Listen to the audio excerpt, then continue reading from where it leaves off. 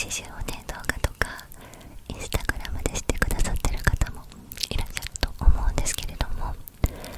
まあ本当にいろんなことがありました。救急車も夫も息子も、息子に至っては3回かな、お世話になっております。本当にありがたいです。そんなことがあって2023年の暮れにちょっとナレーターを諦めようと、私にはもっと向いてることがあるんじゃないかととある人に言われまして、そうだと YouTube 一本でやってみようと志したのが2023年の暮れのことです。なので2024年から私は今のように YouTube 一本で活動を始めました。なのでちょうど1年半ぐらいですね、活動をここに絞って、2024年の1月の時点ではチャンネル登録者数はまだ5万4000人くらいだったと思うんですけれども、やはり集中したことによって私ももっともっと視聴者さんの解像度っていうんですかね、実際にこう目の前にはいらっしゃらないんですけれども、今も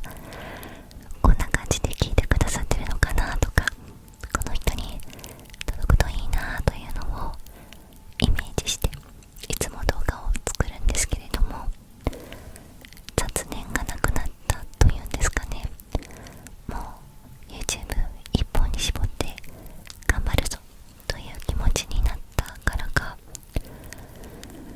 動画を作る時の心境っていうのがね、どんどんどんどんどんどんどんどんどんどん変わってきたんですよね。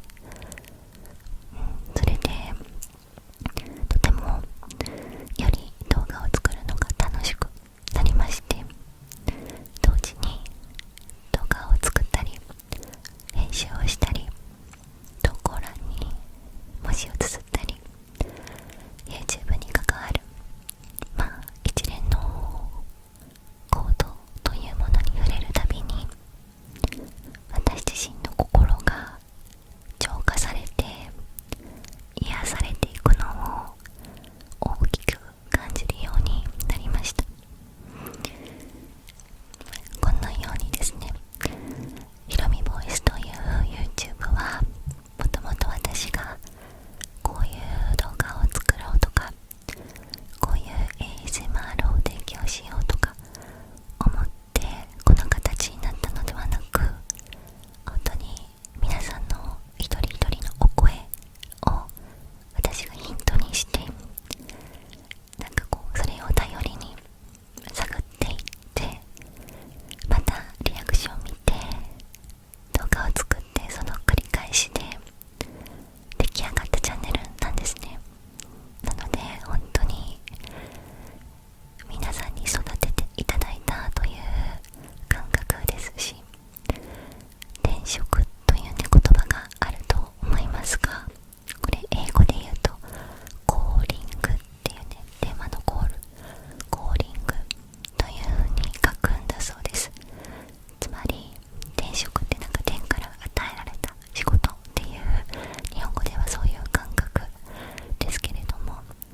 英語だとなんかこう呼ばれたみたいな、コールされたみたいな、そういうニュアンスなのかなと思うんですが、